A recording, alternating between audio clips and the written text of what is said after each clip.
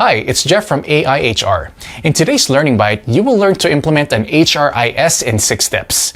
If you're not entirely familiar with what an HRIS is and what its functionalities and benefits are, I suggest you watch our last Learning Bite, which you can find in the description below. Let's now get started with an HRIS implementation. We could touch upon a very wide range of aspects when it comes to HRIS implementation. In this video, I will provide you a high-level overview. However, for even more information, I recommend the Digital HR Certificate Program, as this program provides much more information about software implementation. For those interested, you can find the link to the certification program in the description of this video. Back to HRIS implementation. Typically, software implementation can be divided into multiple stages. First, there's the search phase. In the search phase, the specific demands of the different stakeholders inside the company are inquired about. Based on these requirements, a long list of compatible vendors is made. And then, based on initial inquiries, a shortlist is created. Next, these vendors are invited to create a proposal. And at the end of this phase, a compatible provider is selected. The second phase is that of planning and aligning. In this phase, you essentially choose an implementation partner, create a steering committee, and an implementation team. The steering committee typically consists of senior delegates from the vendor of the supplier, the HR director from the company, the internal project manager, and preferably a senior user from the business. Within this phase, the implementation team is concerned with day-to-day implementation. The third phase is defining and designing. In this phase, user groups are specified and processes and workflows are mapped.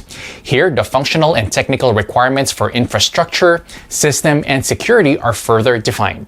The defining and designing phase is followed by the configuring and testing phase. In this phase, a core test team is created, which is then tasked with testing the system and suggesting improvements. After this, a user acceptance test is created by bringing in a number of future users to provide final feedback. The next step is that of training and communication. In other words, before the go-live moment, technical staff need to be trained, communication plans need to be created, and frequently asked questions and other support documents created to drive the software implementation and uptake. Last but not least, there's the deployment and sustainability phase. This is the last phase where everyone is made ready for go live. Once all support processes are in place, the system can go live and feedback needs to be constantly collected and training material updated with the evolving system. Remember that constant and accurate communication is key here. So, by following these 6 steps, you can select and implement your HRIS. Again, if you want to go into more detail, check out the Digital HR Certification Program in the description below. This program has courses on design thinking in HR and on building and implementing a digital HR strategy, which are essential when it comes to defining user requirements and implementing a software solution. It also contains a very detailed checklist for these 6 steps that you can use to effectively implement HR systems.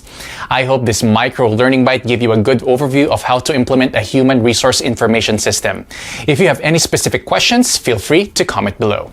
Also, if you want to learn more details about human resource information systems, please check our written article that you can find in the video's description. And if you enjoyed today's bite, make sure you stay up to date with our learning bites by subscribing to our channels. Also, if you like this video, please like and share it, and I'll see you soon in our next bite.